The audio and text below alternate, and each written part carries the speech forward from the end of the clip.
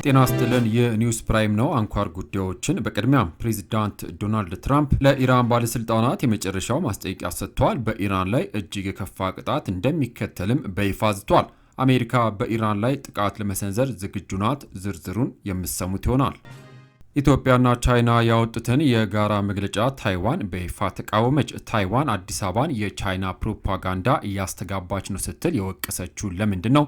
በሶማሊላንድ የሚገኘው የታይዋን ጽሕፈት ቤት በኢትዮጵያ ላይ የሰነዘረው ጠንካራ ወቀሳና የታይዋን ጉዳይ በቀጠናው ላይ የሚፈጥረው ጥላ ምን ይመስላል? ዝርዝሩን ይዘናል። የሶማሊያ ፕሬዝዳንት ሐሰን ሼክ መሐመድ እስራኤልን ከአፍሪካ ቀንድ እናስወጣለን ሲሉ በይፋ ዝተዋል። ከአረብ መንግስታትና ከቱርክ ጋር በመሆን እስራኤልን ለመጋፈጥ የወሰኑት ፕሬዝዳንቱ ሶማሊላንድን አስመልክቶ የተቀሰቀሰው ዲፕሎማሲያዊ ውጥረት ወደ ወታደራዊ ግጭት ያመራ ይሆን? እስራኤል ለዚህ ማስጠንቀቂያ ምን ምላሽ ሰጠች? በቆይታችሁ ታድምጣላችሁ። እስከ ቪዲዮ ፍጻሜ አብራችሁን ቆዩ። ቻናሉን ሰብስክራይብ ማድረግ፣ የደውል ምልክቷን መጫን፣ ቪዲዮን ላይክ ማድረግዎን አይዘንጉ። ዝርዝር መረጃውን አድምጡ፣ አብረን እንከታተለው። ክቡራን አድማጮች፣ በቅድሚያ በኢራን የሚካሄደው ህዝባዊ ተቃውሞ 2 ሳምንታትን ባስቆጠረበት በአሁኑ ወቅት የአሜሪካው ፕሬዝዳንት ዶናልድ ትራምፕ በኢራን ላይ ከባድ ጥቃት እንደሚፈጽሙ በድጋሚ ተናገሩ።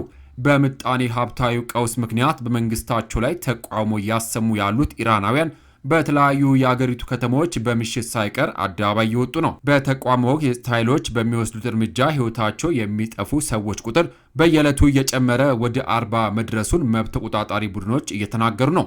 ትራምፕ ይህ የመንግስት እርምጃ የሚቀጥል ከሆነ ጣልቃ እንደሚገቡ ባለፈው ሳምንት አሳውቀው የነበረም ሲሆን አሁንም የኢራን ባለስልጣናት ተቃዋሚዎችን ህይወት የሚያጠፉ ከሆነ ክፉኛ እንደሚመቱ ዝተዋል።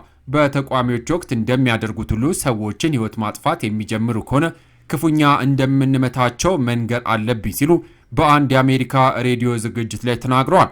ፕሬዝዳንቱ ጨምረው ማስተዳደራቸው በኢራን ያለውን ሁኔታ በቅርብ የተከታተለ መሆኑና አሁን ከምናገረው በላይ አጽንኦት መስጠት የሚፈልገው ተቃዋሚዎችን ህይወት የሚያጠፉ ከሆነ እጅግ የከፋ ቅጣት ይከተላቸዋል በማለት የአገሪቱ ባለስልጣናትን አስጠንቅቀዋል።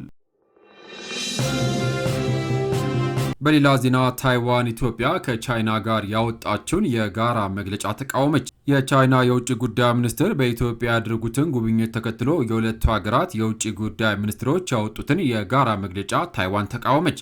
በሶማሊላንድ የሚገኘው የታይዋን ተወካይ ጽሕፈት ቤት ኢትዮጵያ ታይዋን የማትነጠል የቻይና አካል እንደሆነችና ለአንድ ቻይና መርህ ያላትን ድጋፍ አረጋግጣለች መባሉ ሐሰተኛ የይገባኛል ሐሳብ የተካተተበት ነው በማለት ተቋሙ አሰምቷል። ጨምሮም የኢትዮጵያ መንግስት የተዛባውን በቻይና እና ኮሚኒስት ፓርቲ የተቀናበረ ፕሮፓጋንዳ በመቀበሉ ማስተጋባቱ በእጅጉ እንዳሳዘነው በመጥቀስ ታይዋን በቻይና ኮሚኒስት ፓርቲ ስር ተደራድራ እንደማታውቅ ገልጿል። በተባበሩት መንግስታትና በስሩ ባሉ ድርጅቶች ውስጥ ጭምር ታይዋን በቻይና እንደማትወከል በማስታወስ የየትኛውም ሀገር የታይዋን ህልውና የመካድ መብትም ሆነ ስልጣን የለውም ማለት ኢትዮጵያ ያንጸባረቀችውን አቋም ተቃውሟል።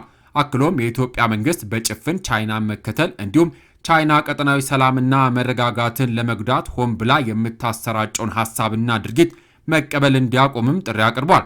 ቻይና የታይዋን ደሴት እንደ አመፀኛ ተገንጣይ የግዛቷ አካል አድርጋ የምትቆጥራትም ሲሆን ከቀሪው ግዛቷ ጋር መዋሃዷ አይቀሬ መሆኑን ታምናለች። ለዚህም የአንድ ቻይና መርህን በመከተል በኃይል ጭምር የማዋሃድ ፍላጎትም አላት። የራሷ አስተዳደር ያላት ታይዋን ህገ መንግስት በዲሞክራሲያዊ መንገድ የተመረጡ መሪዎችና ጦር ሰራዊት አላት። ምንም እንኳን በይፋ ነፃ ሀገርነቷን ባታውጅም ራሷን እንደ ሉዓላዊ ሀገር ነው የምትቆጥረው።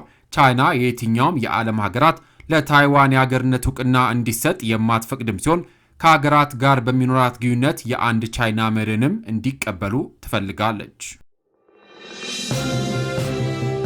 ሌላ መረጃ፣ የሶማሊያው ፕሬዝዳንት ሀገራቸው ከአረብ መንግስታትና ከቱርክ ጋር በመሆን እስራኤልን ከአፍሪካ ቀንድ እንደምታስወጣ ተናገሩ። ፕሬዝዳንት ሐሰን ሼክ መሐመድ በቴልአቪቭ በተላለፈ ንግግራቸው እስራኤል በአፍሪካ ቀንድ አካባቢ ወታደራዊ መስፋፋት እያደረገች ነው ሲሉም ከስቷል። እስራኤል ሶማሊያ የግዛት አካል አድርጋ ለምትቆጥራት ሶማሊላንድ እውቅና ከሰጠችን በኋላ ይህንን ውሳኔዋን ለመቀልበስ መንግስታቸው አጋር ከሚሏቸው አገራት ጋር በመተባበር እርምጃዎችን እየወሰደ መሆኑን ተናግሯል። እስራኤልን በፊሊስጤማውያን ላይ ፈጽማለች ባሏቸው በተለያዩ ጉዳዮች የከሰሱት ፕሬዝዳንቱ ሶማሊያ አትወረርም፣ አትከፋፈልም በማለት ከአረብ ሀገራትና የቅርብ ወዳጇ ከሆነችው ቱርክ ጋር በመሆን ከአፍሪካ ቀንድ እንደሚያስወጧት ገልጿል።